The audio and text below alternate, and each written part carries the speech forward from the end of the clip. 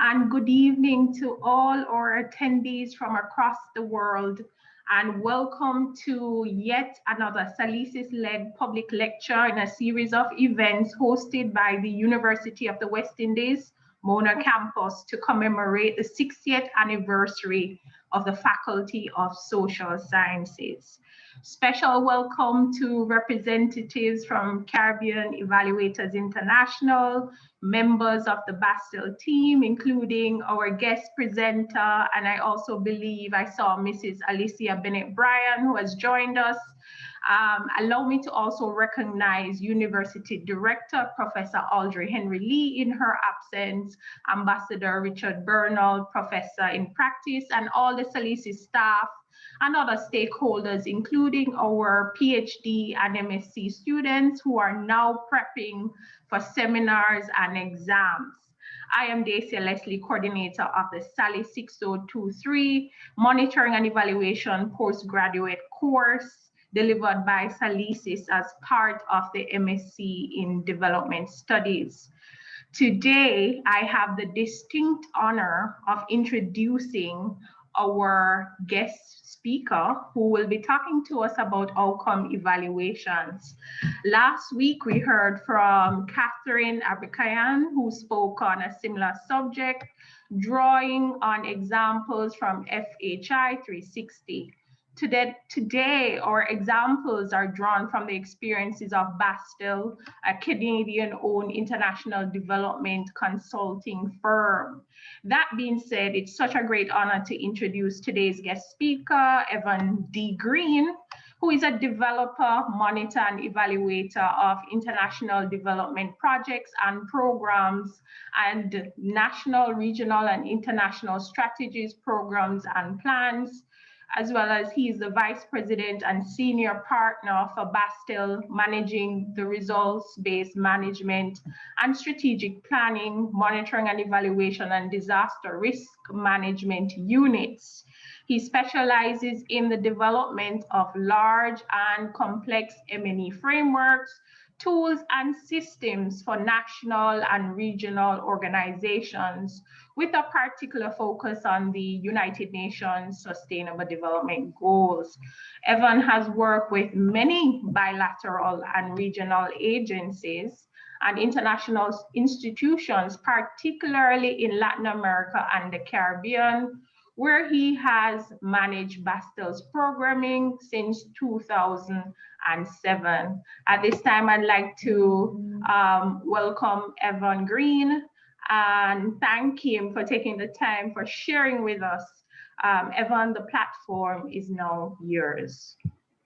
Thank you so much, Dacia. Listen, good afternoon, good evening. I don't know if it's good morning to some people that might be on here. I never know who I'm speaking to when I'm facing the screen in this this new normal that we all face, speaking every day into these laptops and cameras. But it's a pleasure to be here. Thank you so much for that kind introduction. This is me. I think I look like the picture, so you know for sure it is me.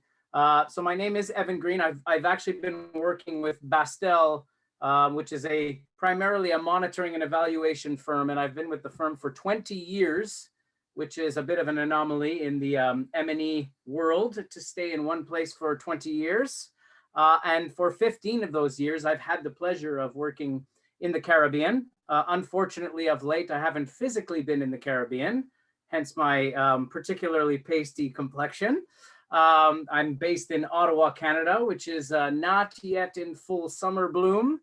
So I am missing my travels to the Caribbean and to Jamaica in particular at this time. I have been doing a lot of monitoring and evaluation work over the last 20 years, doing the monitoring and or evaluation of projects and programs, and a lot of building of M&E frameworks, tools, and systems. But the subject I was asked to talk about tonight was really to focus on evaluation, and that will be the focus. And typically when I'm sitting in front of a screen like this and talking about evaluation, especially late, it's actually delivering monitoring and evaluation training. A lot of online, as you can imagine, M&E workshops, and of course, results-based management being part of those. So results-based management and monitoring and evaluation workshops. Some of the evaluation training that I've been doing, I've listed a couple of interesting examples for you here. We did some training first in person and then because of COVID at a distance with the African Union Commission around their Africa migration strategy and M&E framework. We did some M&E training for them.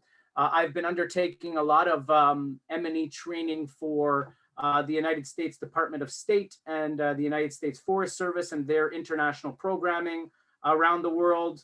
Back in the day when visiting people in person and having human interaction was normal, I did some training in monitoring and evaluation with the Ministry of Education in Jamaica, had a few visits there. And with some ongoing work with the CARICOM Secretariat, I got to do in-person RBM training sessions and M&E training sessions in all of the member states and with all of the regional institutions, which was quite a pleasure and a privilege. And more recently, diving deeper into the Zoom world of M&E training, the most recent one was in December of 2020, providing an M&E training for the Ministry of Education in the Turks and Caicos Islands, where we actually had about 60 participants on Zoom with us, and we had to manage breakout rooms and manage to cover a lot of different interesting material together. I've undertaken a lot of outcome evaluations, and when I say outcome evaluations, I see outcome evaluations as really evaluations, typical evaluations. I pulled up a couple of interesting examples for you here. In the region, we are currently undertaking the final evaluation of the Community Disaster Risk Reduction Fund for the Caribbean Development Bank. About a year or so ago, we undertook an OAS-funded project evaluation, demographic transition opportunities and challenges to achieve the SDGs in Latin America and the Caribbean, a very interesting evaluation. After 10 years of work with the Department of State around the world, we did a set of evaluations in 2019, 2020. And then we also did a global evaluation for the UNISDR, building capacities for increased public investment in integrated climate change adaptation and disaster risk reduction. On the impact evaluation side, and I should say I was asked to either speak about outcome evaluation or impact evaluation. I thought I would try and attempt, time permitting, to talk about both. I did have a very interesting experience that I hope to get to by the end of the presentation in impact evaluation about a decade ago, a little bit more than that, in fact, that I'd like to share with you that I think you might find interesting as the up and coming M&E experts that you are all becoming. So this is the overview of what I'd like to go through with you this afternoon, this evening. Under the umbrella of evaluating outcomes, after a quick review, I would like to bring forth three interesting, I hope they're interesting to you, examples of evaluations that I've undertaken in the recent past that would allow me to share some on-the-ground practical lessons for you as you start to move or are already in and therefore evolving in your evaluation careers.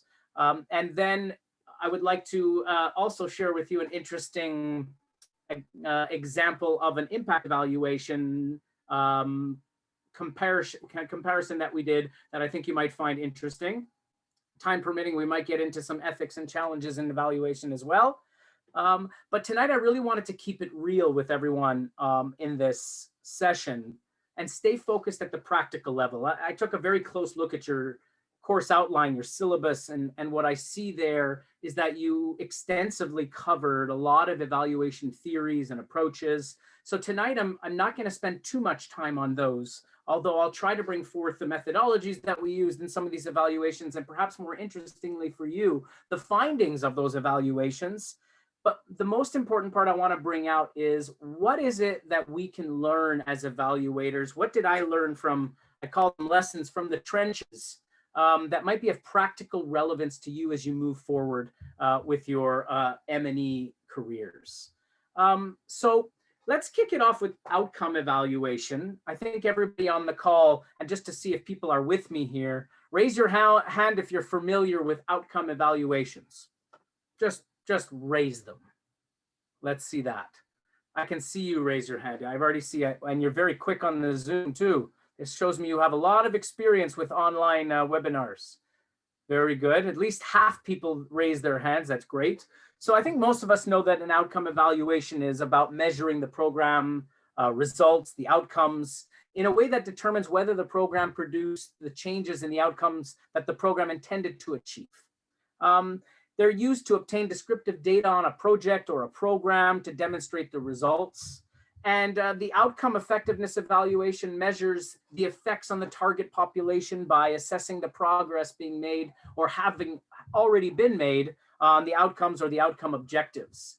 Typically, an outcome evaluation will test a series of hypotheses concerning the intended changes by making a comparison between conditions after participation in a program and conditions prior to that participation. Sometimes, but I will say less often, it is also about comparing the individuals who participated in the program with similar individuals who did not participate.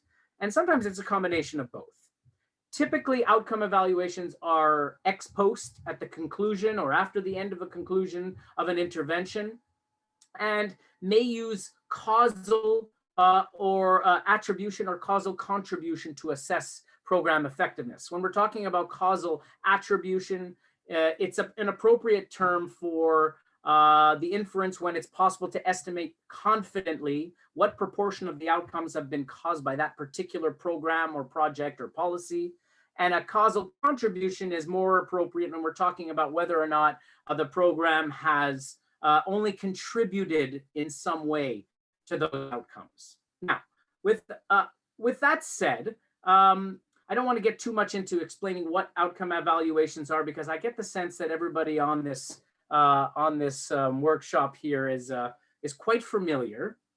I think you also know typically that there are certain steps that are taken in evaluations, and including doing the desk reviews, the document review, doing the interviews and the focus groups and the surveys and the field visits in a time when field visits were a thing that we did, and triangulating all of that with a view to analyzing and coming to conclusions and lessons and recommendations.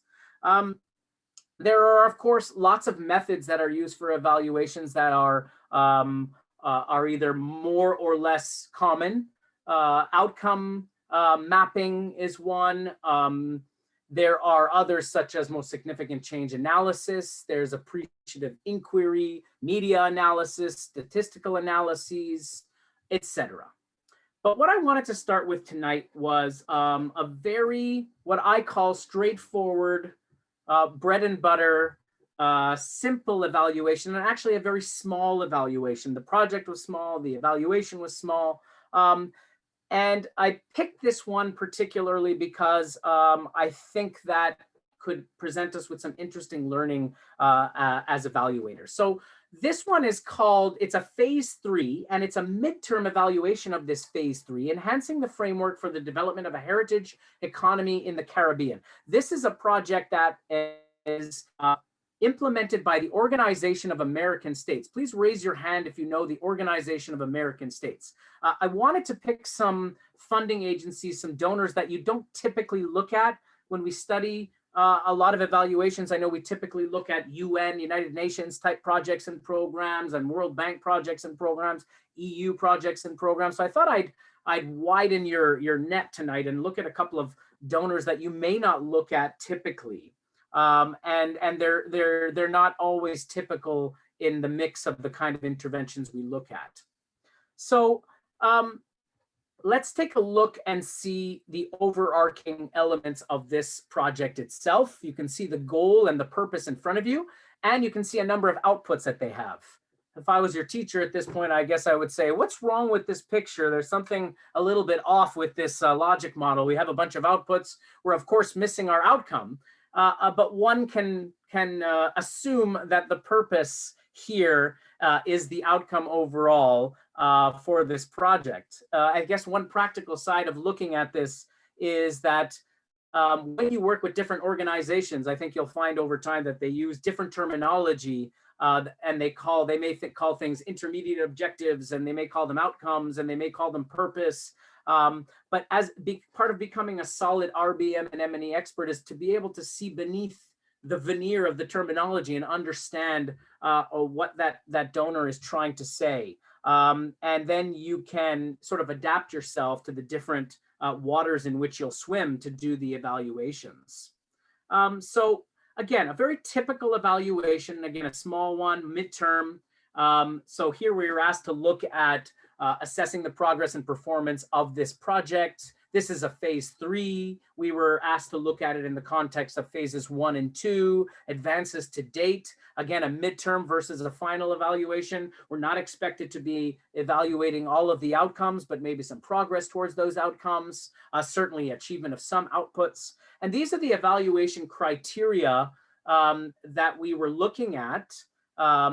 And these are part of the typical OECD criteria, maybe just to see who's paying attention with me right now, which OECD criteria is missing. You can use the chat box to write your answer. I'd be interested to see what you might say, or you can put it in the Q&A, whatever the case may be. But what is missing there? The ones that we did look at are determining the relevance of the project, effectiveness, essentially looking at whether or not the expected results were achieved, the efficiency, this is the management of the project overall, looking at the design, looking at the monitoring, looking at the reporting.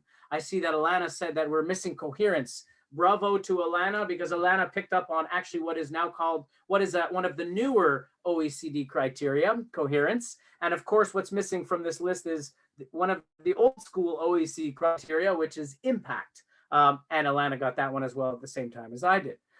So these were the things that we were asked to look at, very typical. So the evaluation questions, once again, very straightforward, very typical. What's the relevance of the project vis-a-vis the priorities of the countries that are benefiting, vis-a-vis the priorities of the donor agency? When it comes to efficiency, was the implementation schedule followed as planned? How was the use of financial resources? How was project management? Did they adapt, etc.? Effectiveness, we mentioned, it's really about what progress is being made towards the expected results. What results can we actually measure at this point? And then sustainability, arguably not necessarily the best thing to be looking at in depth at a midterm, but still important to look at what steps are being taken to enhance the chances of having some sustainability down the road. So these are the things we were asked to look at. Again, very typical, looking at a mixed method type of approach, a deep dive into all the available documents, all the project reports and designs, et cetera, and building on the document review, having an evaluation matrix that would cover all of the evaluation questions we would look at, break that out into different data sources, which would allow us to prepare interview protocols for different stakeholders. And in this particular case, we were able to do a field visit back when meeting humans in person was a thing. And we were able to meet some people in person via the field visit to gather even more information together. Now, of course, when you design your evaluation, you have to also lay out the limits of that evaluation. And here the limits included a number of things. One of them is the project had not advanced very much. There was a delay of already 6 months in particular of that project. So already for a midterm, it is questionable whether that midterm should have taken place at that time and not a little bit later. They should have delayed the midterm, much like the delay of the implementation was. They would have had a better chance of achieving some of the results, and we'll get to that in a moment. But also, it was evident that not many people had a lot of knowledge about the project overall. So the project was addressing and working with certain people close together, but not necessarily covering, understanding how they fit into a larger project. And of course, as you'll find, one of the key challenges you find with evaluations is resources. Evaluations can often be quite underfunded. Expectations are always very high, but the time and the money provided to do them is not always as high. You might have be in a tighter situation than you would like to be. Now, just quickly, some of the achievements of results that were found in this project, that at the midterm point, we found that overall progress had been quite mixed. And given that it was quite early, the project was behind schedule, and some things had been achieved, some outputs, but generally speaking, not that many. And so what we decided to do was build a dashboard of potential likelihood of achievement of the different indicators for the project. And interestingly, many of them were actually en route to being able to be achieved. But there were some problems that we found along the way, as you can see in the example in front of you here. And I know I have some RBM and M&E experts in the audience that can pick up on some of these things. As you can see here, if you look at the goal level, the indicator says at least 2 of the beneficiary countries define and adopt policies aimed at the development of social and economic potential of their cultural heritage. It was fairly evident even at the midterm stage that this project had probably set some very unrealistic indicators. It was not clear that the project would be able to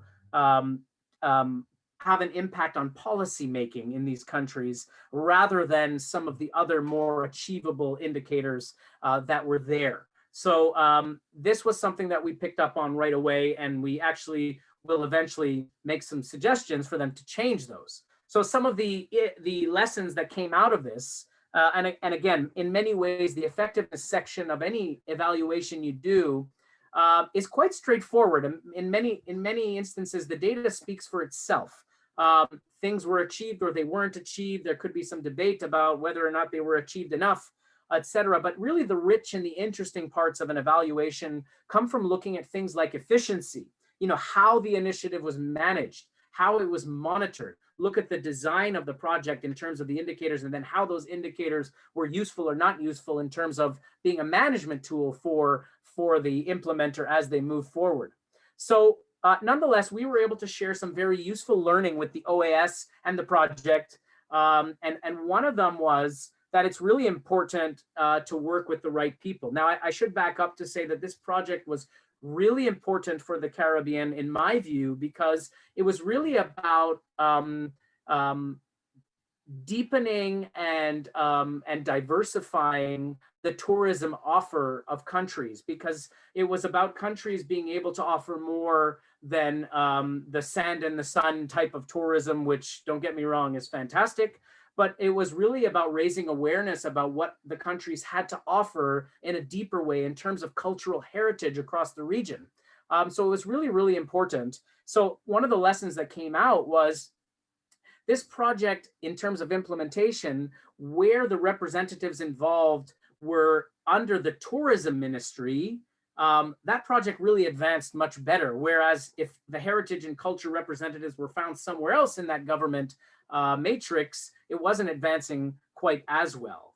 And then the need to raise awareness about cultural heritage as a viable tourism option across the Caribbean, not just to the public and to tourists, but to the government itself. So in fact, the project really needed to go further in terms of raising awareness of the government itself to take this on as a viable option for economic growth.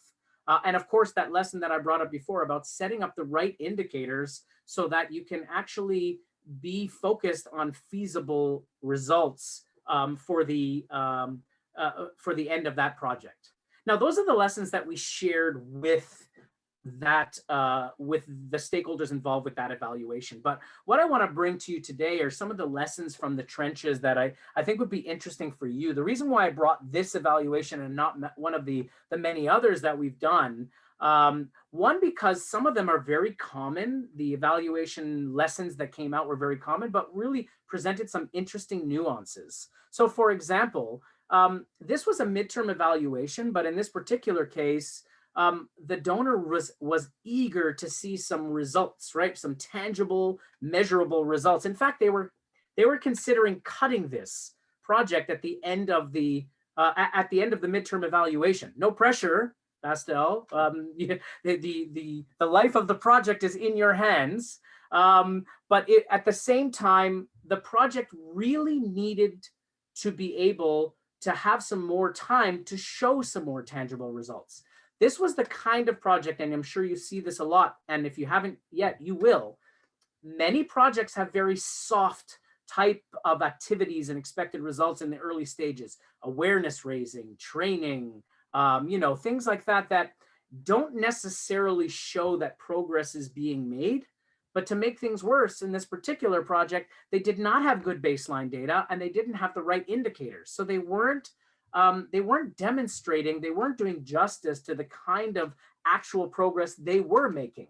Of course, as I mentioned, they were experiencing some serious delays, but it wasn't actually the fault of the project. When you dug into the document reviews and actually asked people very head-on questions, including with the donor agency, you found that some of those delays were actually coming from the top down in terms of delays getting certain contracts signed, et cetera, et cetera.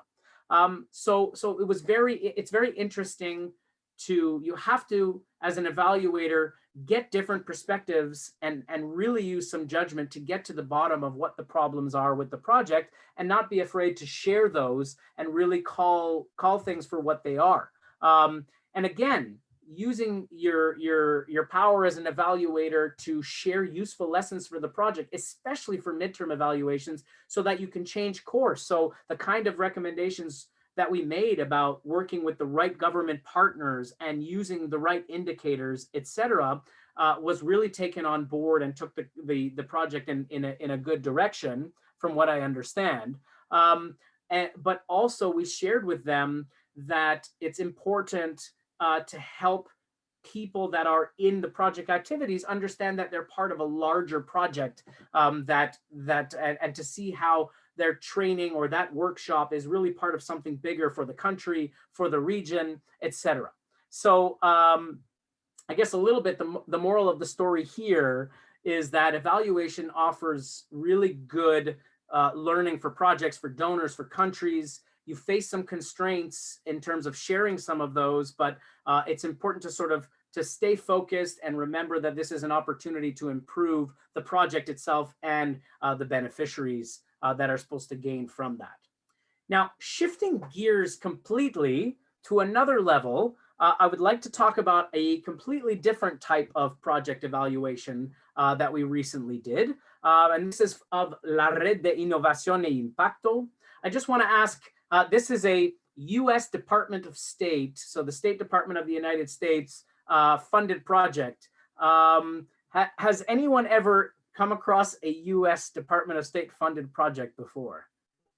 They usually have a very small portfolio of projects and programs that underpin their environmental cooperation mechanisms that are tied to their free trade agreements, but they have interesting projects and programs going on around the world. And we've been providing M&E advice to them for about 10 years. This particular one is an interesting one. It started in September 2013, and went on until this year. And it was a network of 37 member organizations across 12 countries in Central America and the Caribbean. And it was focused on helping member organizations increase their impact by leveraging their work with financial support and technical assistance and expert connections and partnerships.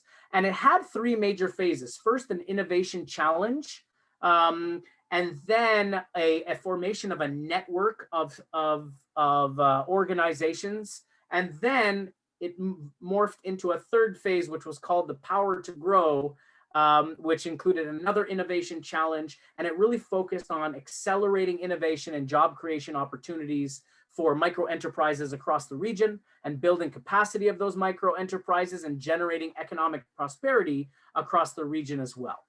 So that was really what the focus was. And it was a very interesting, innovative type of program that the US State Department had never done before. And now I want to give you a snapshot for those of you who are RBM and M&E geeks like me. Here's a snapshot of the logic models for each of the three phases I just described to you.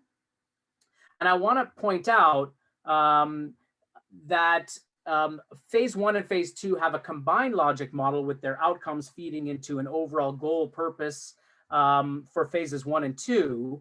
And this setup is very reflective of the iterative manner in which this developed. I also have to point out that there was no project level logic model that captured results across the three phases. As this was a project level evaluation, we had to establish a common understanding of what this project was from the beginning. So I want to give you the context, and here's the context. This project had a phase 1 and a phase 2, but never intended to have a phase 3. It was a successful project that was evaluated, and the evaluation was very positive. And based on that evaluation, the US State Department decided to fund a follow-up, and that became phase 3. But looking back, the US State Department saw this as one program that needed to be evaluated. So in fact, that final evaluation after phase 2 became the midterm evaluation, and the basis, the basis for the one of the key documents for the evaluation itself that would take place. So what we needed to do was create a theory of change. Can everybody raise their hand if they're comfortable with the term theory of change? You use it, you know what it is. I see some hands coming up, but not too many. It's growing a little bit. There was no single project level theory of change for these three phases, just like there wasn't a single logic model. This was developed by the evaluation team to establish some common understanding. As you know, a theory of change is really a representation of how an initiative is expected to achieve the expected results, and identifying the underlying assumptions, etc. In our case here, we had to look back over the course of 8 or 9 years and establish a theory of change integrating phase 1, 2, and 3, even though phase 3 was an organic outgrowth of phases 1 and 2. So now the project level objective overall, which we had to posit to the donor before diving deep into the evaluation itself, was to strengthen the capacity and augment the reach and impact of member organization, have enhancing the capacity and ability of MSMEs to grow and drive forward sustainable economic growth and prosperity in Latin America and the Caribbean. So it's important to keep in mind, from the donor's perspective, this was one program and needed to be evaluated as such. And it was a very interesting process. Again, looking at the evaluation, it was quite typical in terms of its setup, covering the criteria. And I won't ask which criteria are missing. I already know you know which ones are missing, but these are the ones that they wanted in the evaluation. They were not interested necessarily in looking at impact or coherence. But I have to say that before coherence became a buzzword and became part of the criteria of the OECD DAC, for us at Baastel, coherence was always part of our evaluations, because we were always looking at how a project was performing in the context of other projects and programs in that sector, in that country. To what extent was there cooperation, duplication, coordination with other projects and programs in the sector, in the country? And so it's always been there. It has been somewhere between efficiency and effectiveness. But now that it's there in terms of coherence, I applaud it very much. So what we had to do here was challenging, because we had to do a project level evaluation, meaning right down to the community level in terms of how the member organizations were helping the MSMEs, who in turn were providing those kind of benefits to communities in surrounding area. It had an extremely wide reach, and it was quite interesting. So the evaluation questions that we had to answer were these. They were interested in all the criteria and our entire evaluation matrix, but they were in particular interested in these 5 questions, right? How successful were each of the 3 phases? How was the design of the project overall across the 3 phases?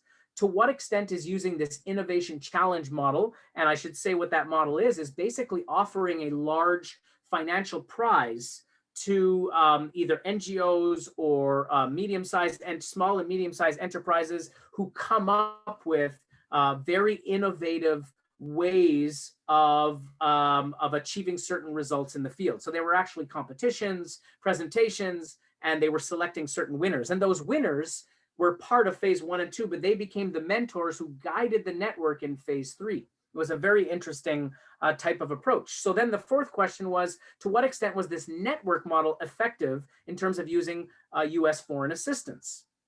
And what are some of the lessons to learn? And was it good for state to expand the challenge model, basically to move from phase 2 to phase 3?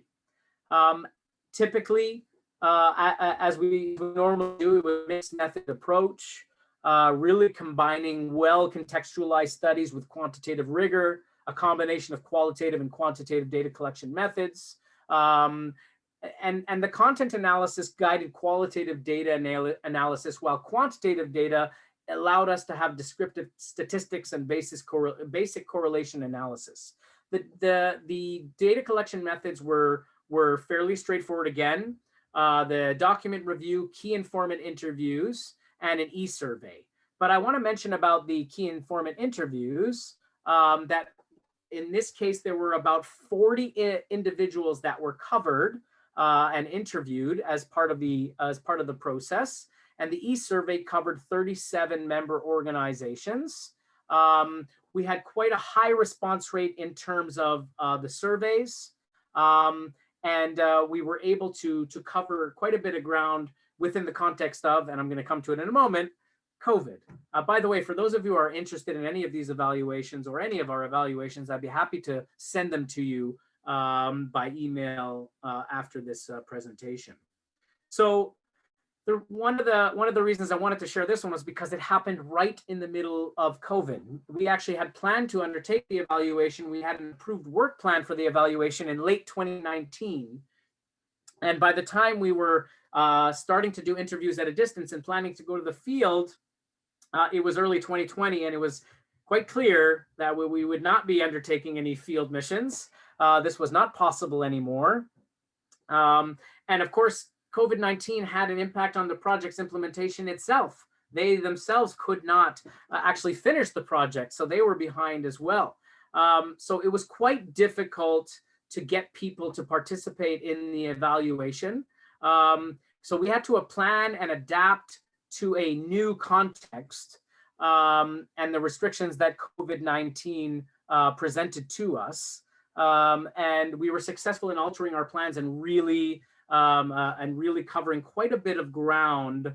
One of the additional steps that we took, in addition to, of course, having more surveys and making it easier for people to respond to the surveys by using apps that were available on people's phones. We actually sought assistance from gatekeepers who were able to help us promote high response rates.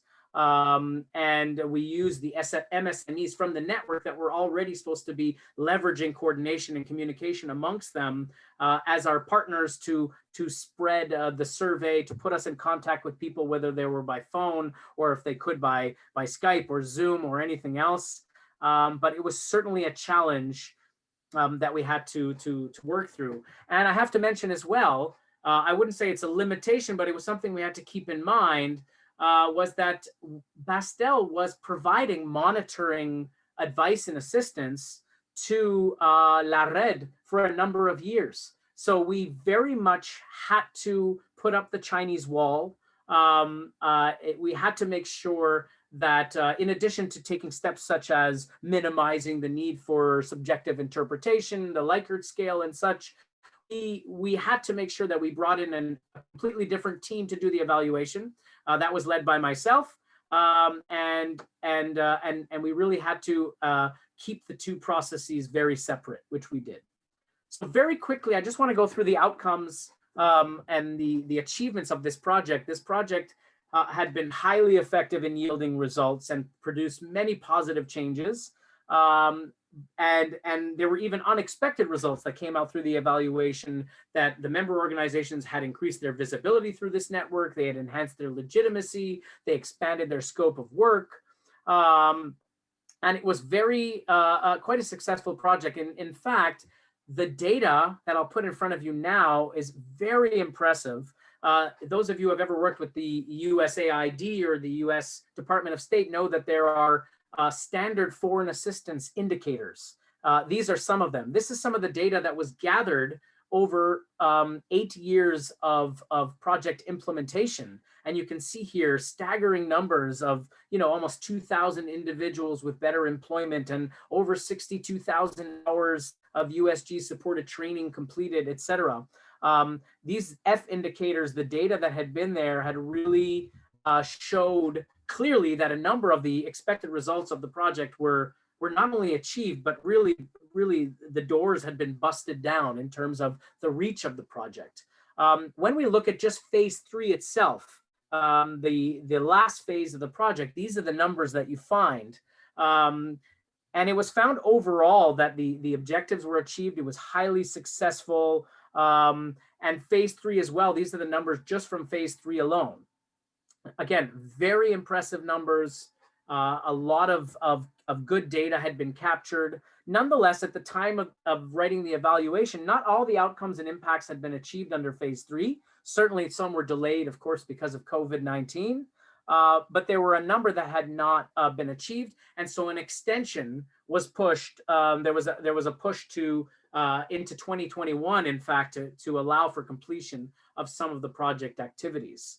But what we found, interestingly, there was kind of an assumption that the project was just an overarching success because of the numbers, and rightly so. They were very, very impressive.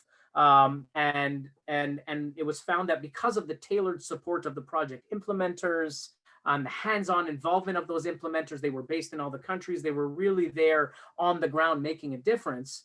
There was this underlying element that not all the members of the network felt that they were really benefiting from it because they weren't actively enough engaged.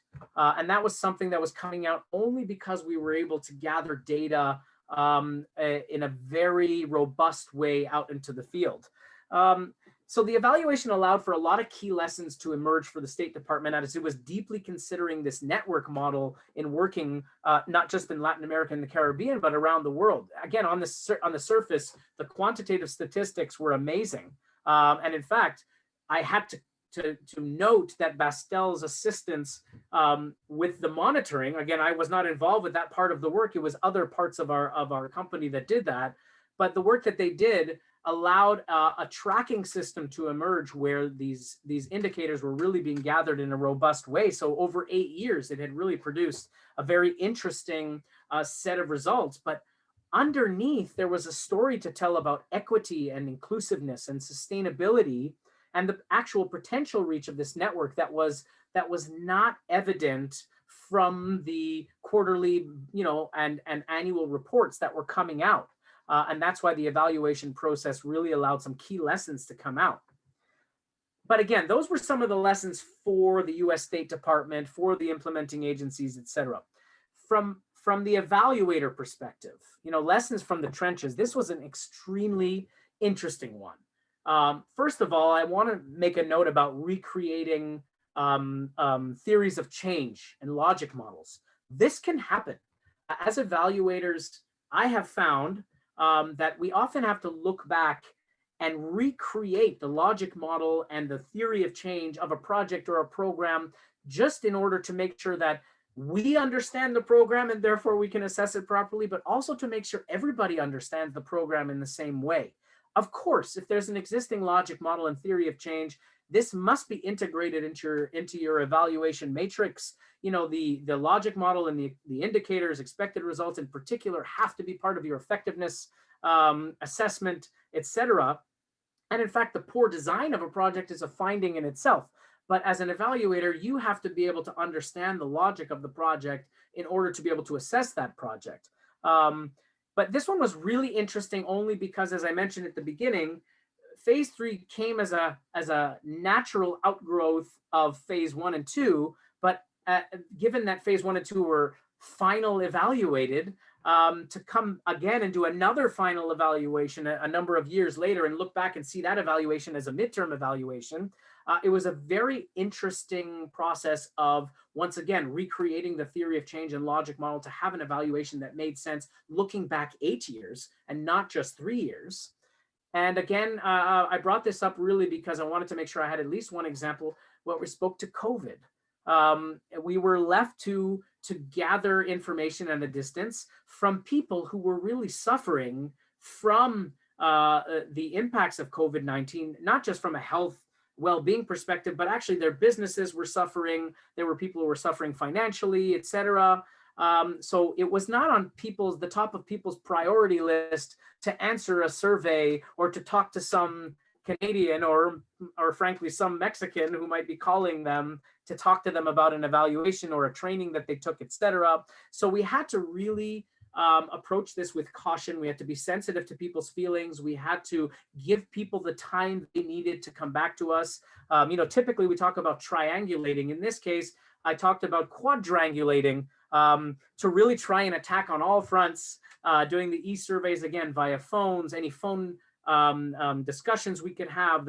We were doing the document reviews. We were talking to anybody that we could to really try and get a good sense of what had happened. And again, as a Baastel, as a member of the Baastel team, I also had to separate myself from the people that worked on the monitoring, put up that Chinese wall, if you will. I actually interviewed my own staff as I would anybody else for an evaluation. I came to some conclusions that in fact they did not agree with. But this is something that I think may not happen to you all the time. It's not a very common occurrence, but being able to follow your methodological practices to come to your conclusions is a very important lesson, I think, that we drew out of this as well. I wanted to take a couple of minutes to talk about other approaches to evaluations. We looked at a very small project evaluation. We looked at a large, sort of complex, different type of program evaluation, if you will. I think for some people, you might know some of these other evaluation approaches. I'd like to just get a sense from the room. Who here is familiar with outcome mapping? Outcome mapping, not too many people. A couple of people are saying yes. There's two that I wanted to look at very quickly: outcome mapping and outcome harvesting. They're closely related approaches to monitoring and evaluation. The outcome mapping is really a methodology for planning, monitoring, evaluating development initiatives in order to bring about sustainable social change. As the name suggests, its niche is understanding outcomes, what some people see as the missing middle or the black box of results that emerge downstream from an initiative's activities, but upstream from longer term economic, environmental, political, or demographic changes. So the OM model unpacks an initiative's theory of change, provides a framework to collect data on immediate basic changes that lead to longer, more transformative changes. And you can see here the steps that are involved with it. And it's really about having a vision for those outcomes that you're trying to achieve, spelling out the mission, that is the bite of the vision that program is trying to achieve. You see the term boundary partners there. Those are the individuals, the groups, the organizations with whom the program will interact directly and with whom it anticipates opportunities for influence. An outcome challenge statement describes the desired change in behaviors and relationships and activities. The progress markers are statements describing a gradual progression of change behavior. They're core in outcome mapping. And it's about having a set of desired changes that indicate that progression over time. They're kind of like indicators in the sense that they are observable and measurable, but they're different from conventional ones that we use in our usual RBM logic model approach. Then there's this development of strategy maps, which are the different strategies that the implementing agency will use to try and achieve those desired changes. And then the organizational practices around those. The monitoring steps are interesting in terms of monitoring priorities, having outcome journals that are a tool for collecting data about these progress markers over time, a strategy journal for gathering the collected data on the activities, and a performance journal. And then you have an evaluation plan. Couple of the key strengths and weaknesses of outcome mapping are in front of you here. Just a couple: that it is a participatory, encouraging, multi-stakeholder dialogue approach. It allows programs to focus on the assessment of outcomes and focusing clearly on change. But on the flip side, it does require quite a bit of time It is best used for small level projects, not great for handling large complex programs because it's very difficult to identify all of the maps of change and how. And it is difficult when you produce these outcome maps to have a snapshot like a logic model to show you all the ins and outs of a particular project or program. The other one I thought I'd share with you is outcome harvesting. Again, raise your hand if you're familiar with outcome harvesting. This is the harvesting approach. Less people know outcome harvesting than outcome mapping. Outcome harvesting collects or harvests evidence of what has changed, and then working backwards determines whether and how an intervention has contributed to those changes. So it's an evaluation approach in which the evaluators or the program managers basically identify, formulate, verify outcomes in programming contexts where the relations of cause and effect are not really understood. So unlike other evaluation approaches that you're probably more familiar with, outcome harvesting does not measure progress towards predetermined objectives or outcomes, but rather collects evidence of what was changed and then working backwards determines whether or not an intervention actually contributed to those changes. Now, in terms of strengths and weaknesses, the outcome harvest approach is interesting in terms of really focusing on changes that would have happened. But it also, on the flip side, it is working backwards from the end of a program. That is a new way of thinking for some participants. Now, they have some commonalities, these two different outcome evaluation approaches. They're both actor-centered. They're really focused on who's having influence and making change. They also see outcomes as a behavioral change. And both of them recognize both contribution and attribution and try and make a distinction between those two. But they also have some key differences. As we noted at the beginning, outcome mapping can be used for planning forward for the achievement of outcomes, whereas outcome harvesting is not really about planning or design. It's up to the evaluator to see whether or not planning or design took place to achieve those outcomes. It's really about looking back. Now, these are kind of different evaluation approaches. I have to admit, in my work, I don't encounter them a lot. They are not typically used, but very recently, I was asked to undertake one. Interestingly, we were asked to undertake an evaluation for a program in Ethiopia, the Ethiopia Disaster Management Program. And the criteria for an outcome harvest, if we noticed it on one of the slides, was that it's that the focus is really on the outcomes. It's when it's not clear the evidence, the cause and effect relationship. The purpose is really to evaluate, but it's not clear what's been achieved. So this was actually, interestingly, the context that we had in Ethiopia. The context was the following. In fact, Baastel was hired to work with the United States Forest Service to work with them to design the next phase of their disaster management program in Ethiopia. En route to designing that program, somebody decided that, in fact, we should put on the brakes and we should not fund this next phase of the program until an evaluation is done. And we need to know what has happened, what has been achieved, etc. And so they decided that we would do that. And the person who would really wanted to do that evaluation really was smitten with the outcome harvest approach. And therefore, that's what we had to do. So what we took, we still had our evaluation objective, which was an independent assessment of the program, but we had to use the outcome harvesting approach. And the evaluation was essentially guided by one question. What have been the major tangible achievements and outcomes of the USAID USFS Ethiopia Disaster Management Program between 2017 and 2020? And what does that mean for the future of the program? That was the overarching question. And we had to look at that. And I have to flag, because I know there's a lot of RBM and M&E experts on here tonight, that when they use the term outcome in the outcome harvesting approach, it's not always outcomes as conventionally defined in the context of RBM.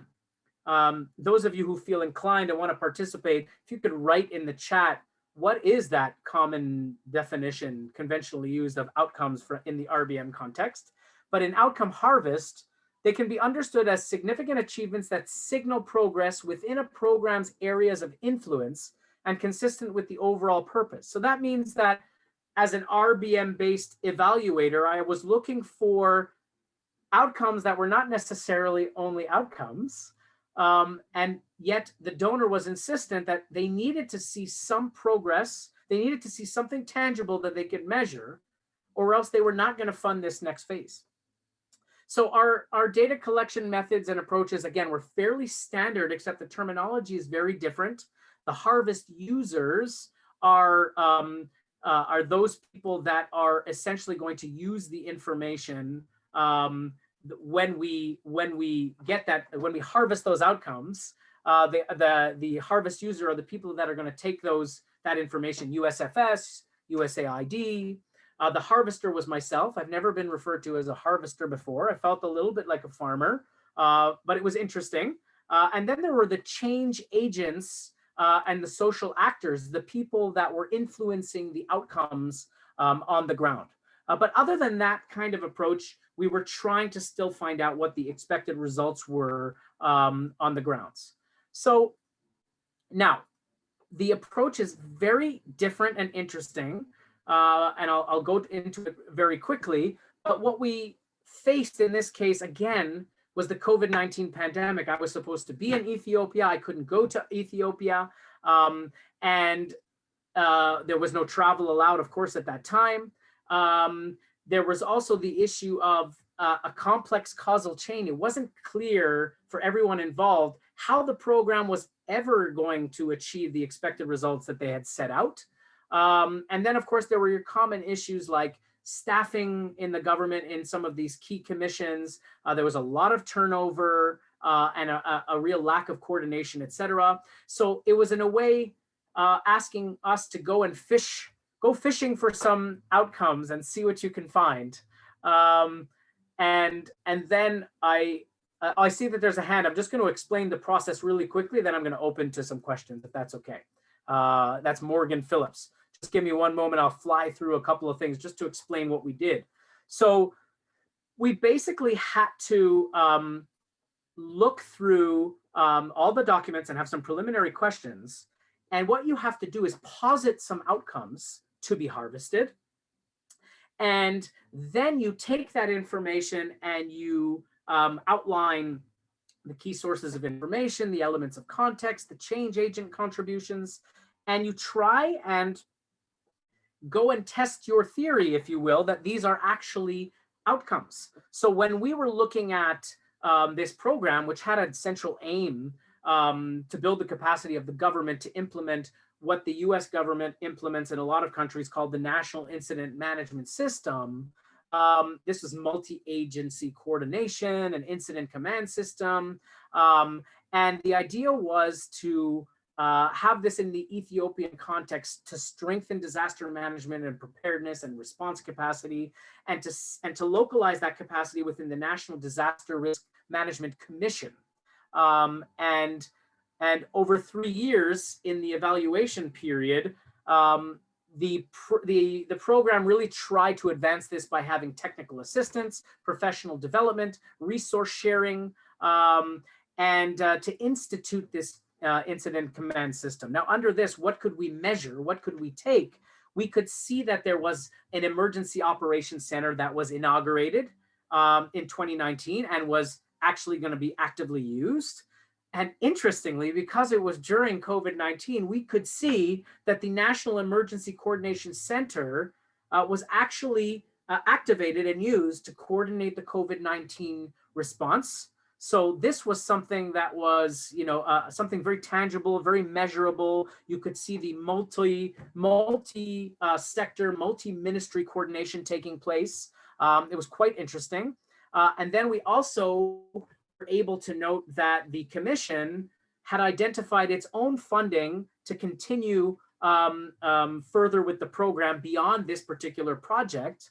And then that the Emergency Operations Center had been activated in another context. But this table in front of you gives you a sense of the kind of tools we had to use drafting our outcomes, mapping the change agent contribution, the sources of information, important elements of context. And we had to take this, and then this would become the basis of an agreement with the donor and implementer on what would be the outcomes that we would harvest. And then we would take those outcomes to the field and we would actually go out and collect data. And what did we find? We found that the most important result evident across all the harvested outcomes was the establishment and ongoing consolidation of this national incident management system across the government of Ethiopia, manifested in an emergency operations center that was activated not once but twice and tested in certain regions. There was training programs that were ongoing that had been started.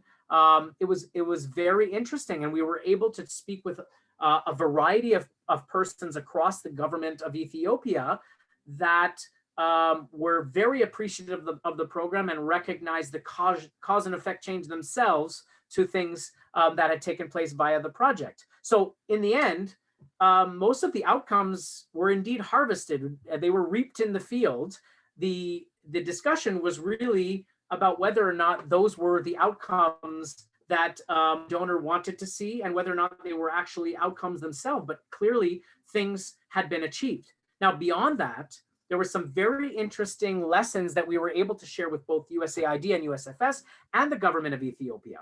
And this is critical. It actually dovetails to my lessons from the trenches. I want to share this with you because it was clearly evident that communication and coordination is critical amongst the implementing agency and the donor to properly understand what the project is doing and how we define success. And that dovetails with the number 2 here. We need good expected results that are agreed to, bought into, with good indicators that everybody is on the same page about, so that when we actually reach that milestone, everybody can declare success. Other lessons that came out that were relevant to the funder and to the government, addressing sustainability and not creating a culture of reliance on donor funding.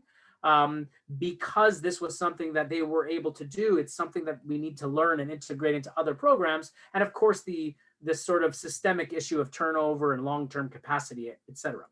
But as I've done in the last 2, I want to bring just some lessons from the trenches here, because this was a really interesting sort of challenge and experience for me as an evaluator, because of all the limitations that I brought up, and because it was an outcome harvest and I don't harvest all the time.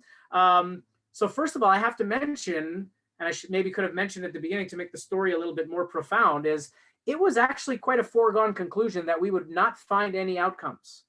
So in fact, the sense that I got as the evaluator, and we certainly will not get to the ethics part of the discussion tonight, but sometimes one of the issues is you get a sense from the people that you're working for and with that there's already a foregone conclusion, that they already know what the evaluation should say, and you are kind of sometimes expected to fit into that mold.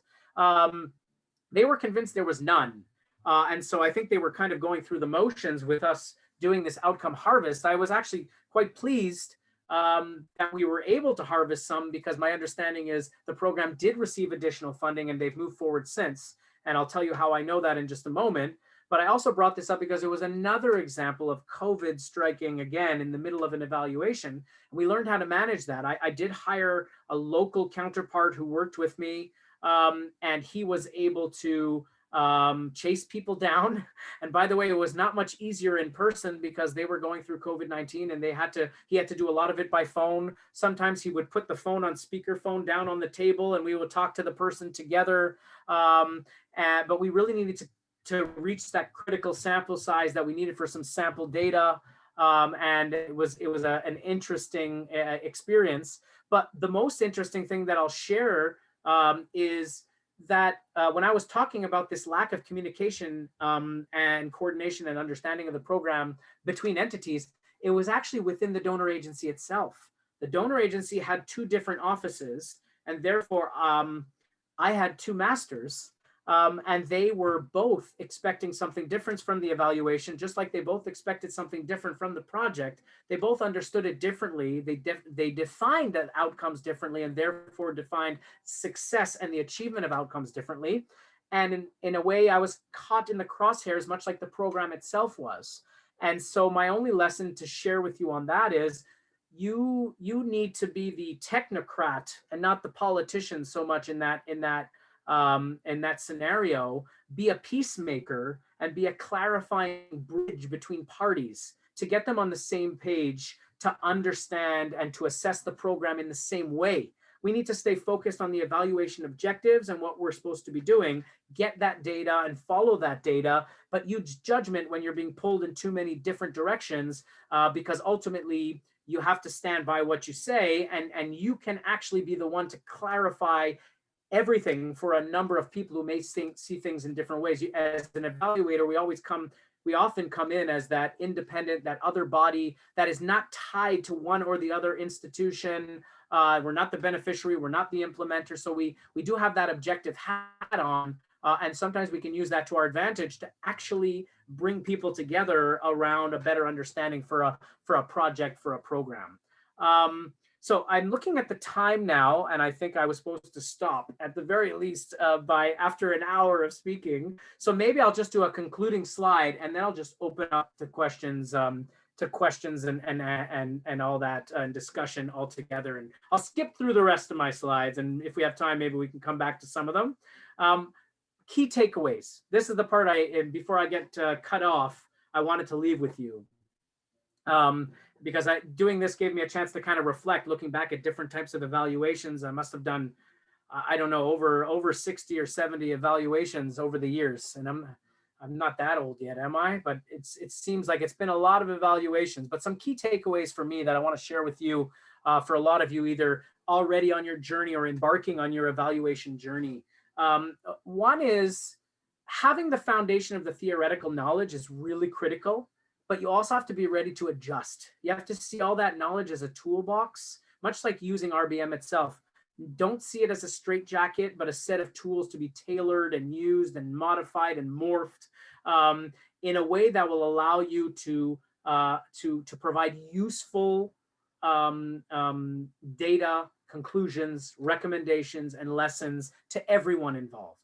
I also want to mention that we should remember, because sometimes we get caught up in this, that evaluation is really a window to improving lives. And sometimes it's twice removed, it's arm's length, however you want to describe it. But if we do a good evaluation and we really understand the program and are able to share useful, constructive criticism for the program and for the donor and for the partners, et cetera, we can improve the design, the implementation, and the monitoring of those interventions, which ultimately will improve those interventions, which ultimately will have them achieve more results on the ground, which is what we're all really interested in the end. And evaluations are also a window to building capacity of donors themselves, of the implementers, of beneficiaries around project management, strategic planning, monitoring, and reporting. So it's just a really powerful tool to making things better. And also important for us to keep our focus, to know what we're doing. Don't get too bogged down by either the data or the politics or the sort of differing perspectives or directions that people want you to go in. We have to remember that the ultimate goal of any evaluation is learning. Of course, our job is to bring to the fore the things that have been done, not done, and why. But that last part, the why, the learning is the most important part. The people that will be resistant to you as an evaluator are the ones that don't see evaluation as learning. They see it as a check in the box, as something of an audit function. We are not auditors. There are enough of those in the world. And our job is not to be auditors, but really to provide something of value and depth and learning for the people that implement or benefit from those projects. On that score, we need to recognize and challenge our own biases along the way and our limitations. And about limitations, I think we all know it's a field that's evolving. There's lots of new and interesting perspectives and methodologies and approaches. So we have to stay sharp. We have to improve ourselves. And so we have to keep learning, we have to keep listening, and we have to keep growing as evaluators and as people. I've always seen my job as changing the world, one project or one program or one strategy or one plan at a time. So let's all try and do that and continue that as we move forward in our M&E careers. And good luck to all of you. So thank you for your patience. Thank you, Evan, for such a rich presentation on lessons from the trenches that will be of relevance to our students who are now finalizing their research papers. I mean, you are certainly acquainted us with some of, as you put it, the bread and butter of evaluation, and kind of gave us some lessons learned with respect to how do you get over issues of fitting into a mold or of foregone conclusions. We're also happy to hear that the new OECD DAC criterion has always formed part of Baastel's modus operandi, which is in some ways reflecting the Paris Declaration and Accra Agenda for Action's thematic area of alignment. So such a great presentation. I know my students benefited greatly from all the practical application shared, and so I think it's a good time to, like you said, open the platform for some direct engagement. So I'll allow persons to using the raise hand feature at the bottom of the screen, pose questions, but we also have some questions in the Q&A, well, posted using the Q&A feature, which I believe you can see also, Evan, at the bottom of your screen. So while we see Morgan's hand, Morgan, I believe you have a question. You can use this time now to post it.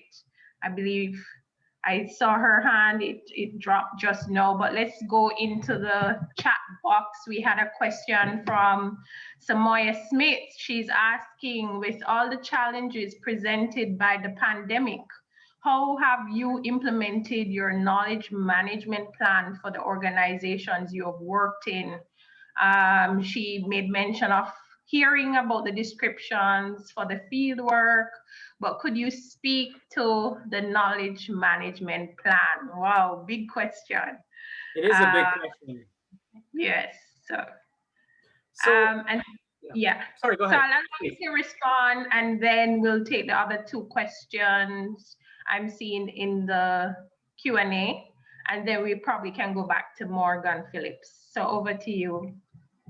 Thank you. So I'm of two minds when it comes to this question. Was it Samoya? Samoya. Yeah, Samoya. Yeah. I'm of two minds. On the one hand, having worked in RBM and M&E at the sort of institutional level, at the organizational level for so long, I have seen and continue to see a great resistance to people wanting to institutionalize an RBM approach, monitoring and reporting and learning, MEL, into their day-to-day operations. It's slightly frustrating because I think that we could improve so much about how ministries operate and how regional organizations operate. And how NGOs operate, et cetera, by taking the time to properly manage how we're going to gather, analyze, share, circulate, learn from, monitoring and evaluation. We'll call it monitoring and evaluation, but it's really just knowledge. It's just information that circulates around the organization. Administratively, there's already so much work that needs to be done to gather information. As much as people resist M&E many times within organizations, you're doing it anyway. You have to gather, everybody's reporting, you're always gathering data. You just may be having a flurry of activity a day or two before a report is due, rather than having something much more fluid and consistent and comprehensive. So on the one hand, I still see a lot of resistance. I see more openness to people, especially in the Caribbean. I see RBM as an idea and as a set of tools and processes trickling down into some ministries, trickling across some of the regional organizations. The solutions are easier than people think in terms of institutionalizing and implementing this. So I see some hope And I certainly see that it can be much easier than it used to be via new and very inexpensive systems and these things that we're all addicted to anyway. I mean, there's so many ways to circulate information in such a good way, but there also has to be a little bit of humility around how we design and manage our projects and programs, because part of improving projects and programs and ongoing learning is a recognition that we don't have all the answers already. And therefore, we have to learn from things that are ongoing or things that happened in the past. And so I think that the organizations that have good leadership, good, humble, forward-thinking leadership are moving in the right direction. There is a lot of hope, but then there is still quite a lot of the old bureaucratic type, slow-moving, resistant to evaluation and change type of organization. So Moya, I'm really sorry to answer you in a parallel fashion. There's I'm a glass half full type of guy, but I can't ignore the fact that it's a little bit empty also. So there's both of that there. So the answer to your question is, where we can, we try and push it as far forward as any organization will allow us to. And that's very practical, because like you said, your role is not that of an auditor. We have so many auditors. It's more of a technocrat. So it's important for you to recognize the challenges, right?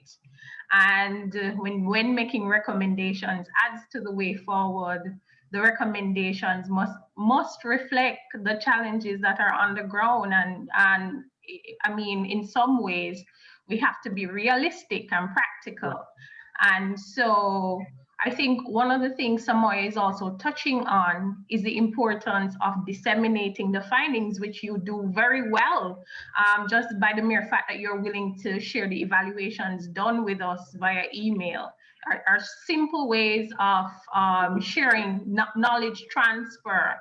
And so one of the things the students have been learning is the importance of having a dissemination strategy, right.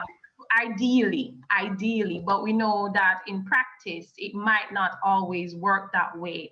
But at the very least, the evaluation report should be shared. And as you mentioned earlier, some lessons drawn can be used to either replicate the existing program in a similar context, or it can be used to inform steps taken to scale up the program. So again, excellent response. And I'll go to the second question from Ria. She's asking you, is there a difference between milestones and progress markers?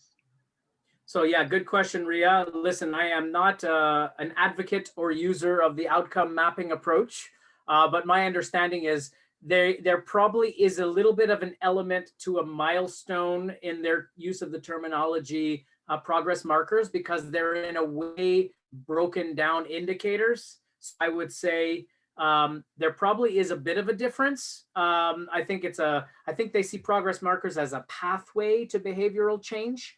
But I don't think you would be wrong to say that that progress markers could be a type of milestones, and some of the milestones could be a type of a progress marker. I just want to circle back to the last question and feed off of what you said, Dacia, was, you were speaking to your students about setting up a communication or a knowledge sharing strategy. I think one of the things to keep in mind is, like Gandhi said, be the change you want to be in this world. So if you want to show people how to do it, you have to actually do it. You show them by what you do. If I can do just a quick anecdote, I'm sure we're probably going to wrap up soon, but I have to share this with you because it's an interesting one. I was once approached by a donor agency that shall remain nameless in the region. And they approached me to do a baseline study of a particular sector, a fairly wide-scoping baseline sector study. And my response to them was, I have done this already. In fact, I've done it more than once. I have all kinds of data in this sector for 15 countries in the region, and here are all my reports. And you can use the money for the consultancy to implement a program based on the data you take from these reports, because the baseline data is done. You know, I working in the region for so long, you often hear, we don't have baseline data. There is a wealth of baseline data across this region like any other. It just may not be shared, it may not be circulated, and it may not be known. So that, I think, is something that we can all contribute to try and get that information circulating a little bit better. Awesome, and I totally agree with you in that respect. Data sharing is something that we definitely need to work on, especially if we are going to you know, achieve transformation through avoiding duplication at the very least, because what you find is every international development partner that comes in brings in somebody and they start from scratch, whereas if there was a more joined up or integrated approach, then, you know, ideally if we had some central repository where all of these evaluations were placed, and so we know we could, you know, start from there and at the very least work with what we have already, then of course the whole thing could be much more efficient. All right, so do we have Morgan asking the question from the audience? Morgan, are you still on? I noticed there are several Morgans, I believe. Yeah, Morgan. Morgan, the platform is yours, but if not, if there are any other questions, feel free to use the Q&A feature located at the bottom of the screen. And while I'm allowing you some time to do that, I'm going to do a plug for UE related events going on now. So once we're finished here, we're inviting you to join the discussion on embracing the social and human rights model of disability as a means of transformation in the post-COVID Caribbean environment. And if you want those details, you can perhaps send a, you know, just let us know in the chat and we try to post it there. All right, so Morgan, if you have that question, we'll take it now. And we invite all the other attendees to post a question in the chat if you would like. But just a quick question, when you open, Evan, you spoke about, you know, just, you know, not outcome evaluations, but evaluations in general, right? And I find that interesting because when you look at, even when you look at the logic model, when you're kind of doing outcome evaluation or impact evaluation, the higher you go on the logic model, you recognize that in order for you to understand, you spoke about attribution and contribution and all of these things, but you recognize that even at the outcome level, in order for you to understand the outcomes and how they came about, you kind of have to go down the logic model. So in a way, you end up doing even process evaluation to kind of say, yes, we achieved this, right? How and why, and what were some of the things that seem to have worked or not worked. And so you end up doing a process evaluation in any ways. And so the higher you go, you end up, you know, doing an evaluation that encompasses the evaluations that you would do at the lower level of the logic model, right? So absolutely. I totally get when you say, you know, just evaluations in general, because when you get down and you roll up your sleeves and you're trying to connect the dots and understand the pathways taken in the hypothetical theory of change, because oftentimes you go, there's no logic model, there's no theory of change, but they have a story, they have an idea. You were right in saying oftentimes they know what the end, or they know what the outcomes are in their heads. They can explain it to you in layman's term, right? But not in the M&E RBM terminology. And so as evaluators, sometimes you're just going in there to kind of document what they know already using M&E language. Exactly. You hit the nail on the head. Oftentimes I say to people, and we're doing this process right now with the government of Dominican Republic, with, again, another US entity. And I say to them, listen, all of you, right here in my screen, as always, all of you have all the knowledge you need to design this entire program. My job is to take everything that you say and put the blocks in the right place between outputs and outcomes and activities down here and in indicators over here, and not mixing up targets with indicators, with outputs, with outcomes, and all this stuff, and to make it make sense so that when we can parcel this out into a work plan, into a MEL plan, et cetera, et cetera. But content wise, you don't need, you already know how you're going to get where you're going to go. You already know. In fact, you even know the roadblocks that will stop you from getting you where you need to go. But as the M&E experts, it's our job to make it make sense and help themselves have a better designed project, program, strategy, plan, etc. Okay, and now I'm seeing a hand from Stephen Richards. So Stephen, I think, yes, you're enabled. So I believe I'll allow you to pose that question. Okay. Good evening. Very good presentation. I've learned a lot. A question here. I believe that most of the time when you're going to do an evaluation, there's a particular time frame that the donors or whomever is asking to do the evaluation for you to do it in. What in the event that there is no logic model or theory of change and the time frame is not feasible, what do you do as the evaluator? So are we talking about a time frame that's not feasible, meaning it's not clear, or it goes too far into the past, or? So time frame in terms of the time for you to complete the evaluation. Oh, yes. Well, that's every evaluation, isn't it?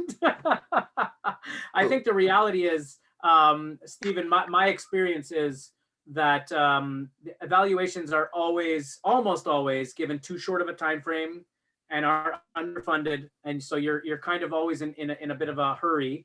Interestingly, the COVID context has actually given evaluators a little bit more breathing space to conduct the evaluations, because people recognize now that everybody is experiencing trying to organize meetings with people different times, so that people see that it takes a long time to get, if you can on the one hand ask for a representative sample and on the other hand say you need to do it in a month.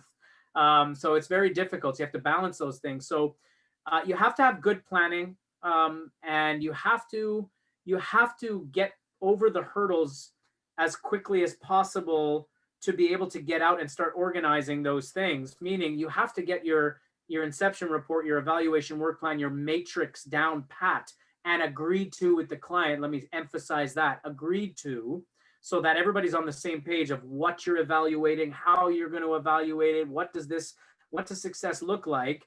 Get on the same page, which is why this discussion about the logic model is important, because if there isn't one and you're creating one, you need buy-in first before you move out.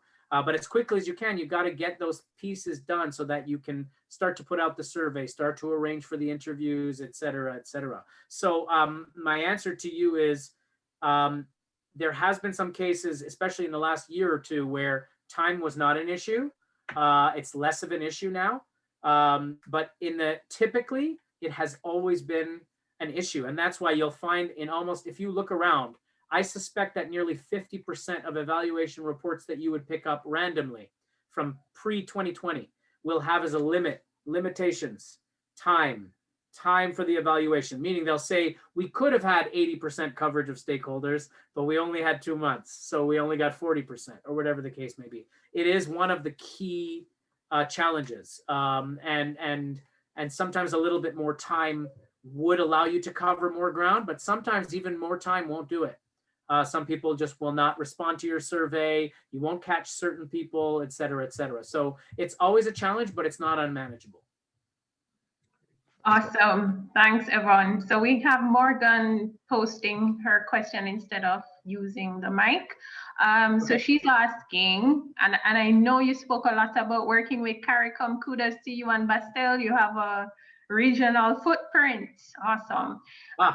And just to plug in that SALISES is we are in the process of partnering with Baastel to see if we can offer professional certifications, hopefully this summer. At the very least, we're hoping to pilot the first delivery or course delivery in June, hopefully. And so that's something that persons who are interested in getting certified in M&E or RBM can look forward to. But you can follow us on Twitter, Instagram at SALISES Mona for updates regarding such offerings.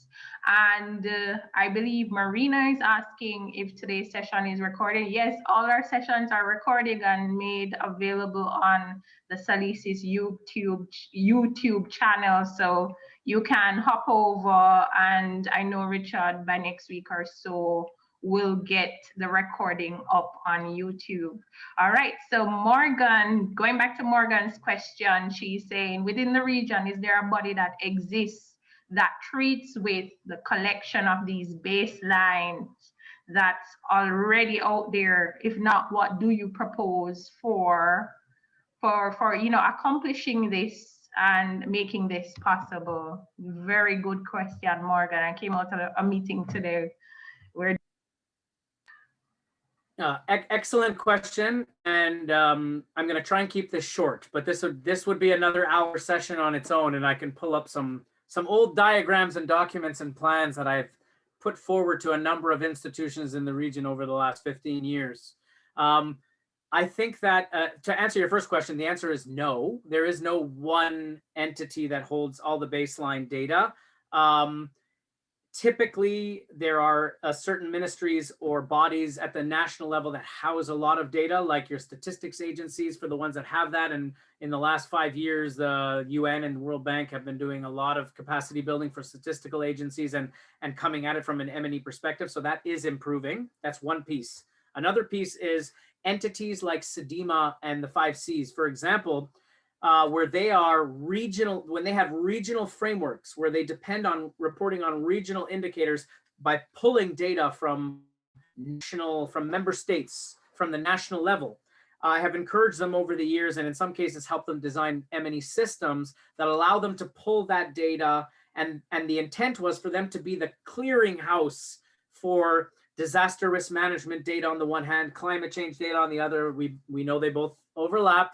But to have, when you have, in the Caribbean is so perfectly designed and primed for this kind of setup because of the regional institutions that you have that have such great sectoral focus. What your CARFA or your CARDI or whoever the case may be, to have the right entities there with the regional reach and the regional frameworks that depend on that data reach to bring it in. So systems can play a really key role here, and making sure that the frameworks upon which the data collected is based covers a lot of ground. Now, if you go one level higher, we go up to the CARICOM Secretariat and the regional framework for CARICOM, which really covers every sector, every theme, every regional institution. So in working with with CARICOM, we also encourage them to go the route of developing a system. And I know they're moving in that direction with their system called CARMES, where they are trying to set up a system whereby they're going to gather data from all of the countries, use it to report on this regional framework. But really, if you look at the regional framework, it's almost all of the relevant data and statistics across a number of sectors, et cetera, et cetera. So I believe it can be done. I believed back in 2014 it could be done with SEDIMA. I believed it in 2017 with the 5 Cs. I believe it could be done today with a number of institutions, especially with the low cost of M&E systems that are out there now. The heightening profile of M&E and RBM, not least of which because of the SDGs and their mainstreaming at the national level. So I believe we can do it. Okay, again, I said to you before, I'm an optimist. I still believe we're going to get there. And I think actually the Caribbean could be a model for other regions in the world. You are primed and ready to do it. And literally, it would take under a year to set up something like this. The only issue would be national protocols around information sharing, which have been a serious impediment with data sharing within countries, across ministries. But I think that you're primed, that we could really set this up. So Morgan, I now understand why you have so many profiles in this class. You asked such an important question. It was the crescendo to it all. So thank you for that question. I hope I answered it. And more importantly, I hope my vision becomes a reality one day. Okay, just to say that Morgan is our student representative. So apparently she shared some link where a number of the students were using, and so that question really came from Valessa. So thanks, Valessa, for that question. And thank you so much, Evan, for clarifying that. I was in a meeting this morning regarding the potential M&E framework for a social protection strategy. And of course, you know, the social protection data, especially when you look at poverty data sets, and yeah, and like you said, it's possible because when you look at even CARICOM, they're so close. They have done a capacity assessment on the various CARICOM members, and they know the indicators which are SDG related. So they have developed what they call core CARICOM SDG indicators. And so, like you've said, it's possible. Separate and apart from the national protocols regarding information sharing and the politics underlying a number of things. Politics, yes, which we don't really like to touch on, but the reality is, yeah, hear no evil, see no evil, you know, so evolve, right?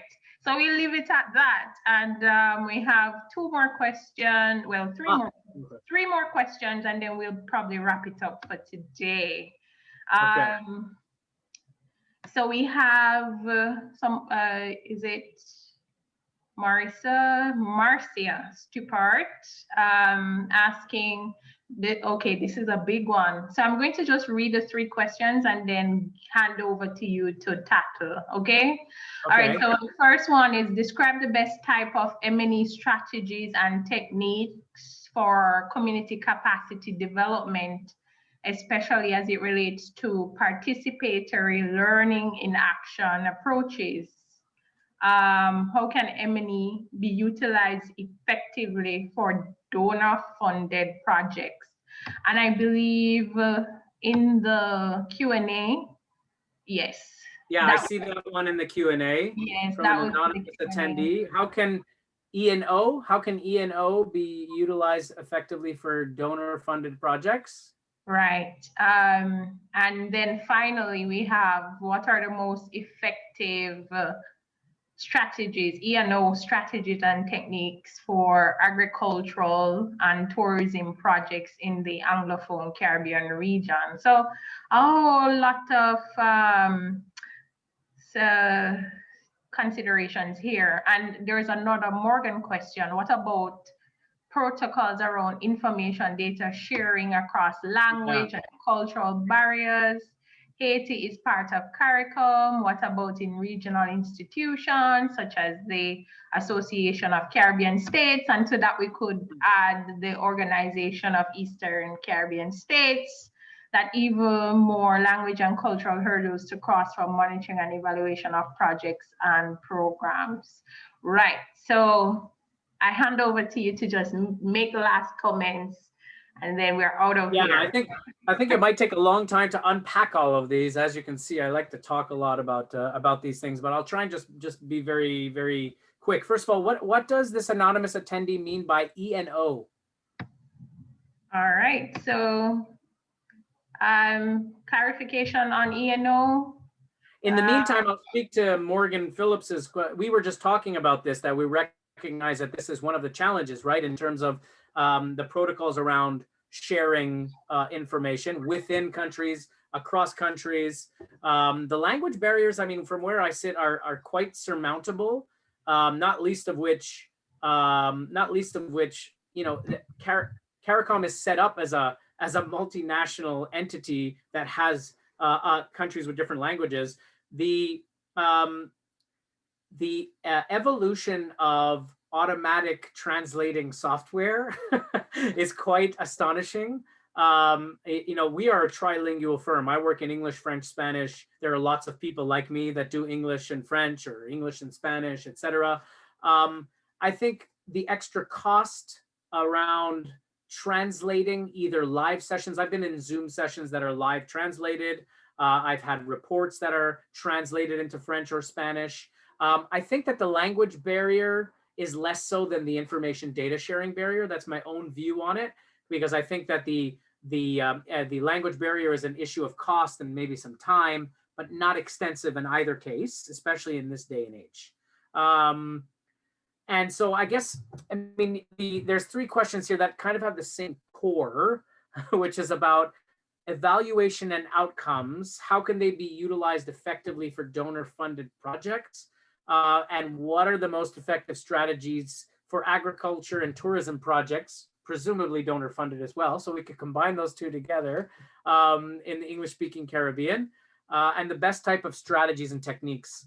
I mean, I think it's a very long answer to this one, but I will summarize it because I think we're over our intended time here. But the value of evaluation has to be recognized by the donors and the implementers of a project. And if the value is there, then the steps taken need to start from the beginning. It's one thing to say as an evaluator, we have to be ready to recreate the logic model and have the right indicators. And if they didn't have them, we have to insert them in a way. But the best case scenario is that the donor themselves values evaluation. And by valuing evaluation, and I will say values monitoring and evaluation. These are 2 different things. We didn't talk about it tonight too much in terms of how those projects are funded. It's how they monitor and report. It's the M&R that's more important than the E. The E, for that to be most effective, it has to be valued such that the previous E's have to be rolled into, on an ongoing basis, the design and ongoing management and implementation of the donor-funded projects, be they in agriculture or tourism or in community capacity development. It has to be part of the culture, has to be part of the process, has to be valued. The tools and approaches have gotten more streamlined. It takes a little bit more time up front. It takes a change in process, sometimes in company culture or ministry culture or whatever the case may be. But if you value it and you see the benefits of it, then the implementation of it will always be worth it. So I think the best investment we can make is having people recognize the utility, the value, and the benefits of evaluation. Awesome. So ladies and gentlemen, lessons from the trenches. Thank you so much, Evan D. Green. He is Vice President at Baastel. And again, should you want to access this recording, it will be made available on the SALISES YouTube channel. Again, we want to thank Evan for coming through to highlight key areas of fundamental principles of M&E, and that's been a subcomponent of results-based management. Again, look out for announcements regarding upcoming professional certification programs that we're hoping we will be delivering in collaboration with Caribbean Evaluators International and with Baastel. So if there are no final comments from Evan, I am just going to use this opportunity to thank all our attendees, all our students. I know some of them are not here tonight as they are busy working on statistics papers for submission tomorrow. But thanks to all the attendees. I see Mrs. Juliet Smith Marshall was able to join us. She's actually a scientist from a different department, but interested in M&E nonetheless. So thanks again, everyone. With these final comments, I'm just going to call it a night. Thank you and encourage you to stay safe. Thanks again, Evan. Thanks, everyone. And thanks to all the persons who are working behind the scene: Richard Leach, Tony Marie Cornwall, Rashana Mighty, and Samara Reynolds. Thanks, everyone. Stay safe. Good night. Thank you. Good night, everyone. Bye-bye.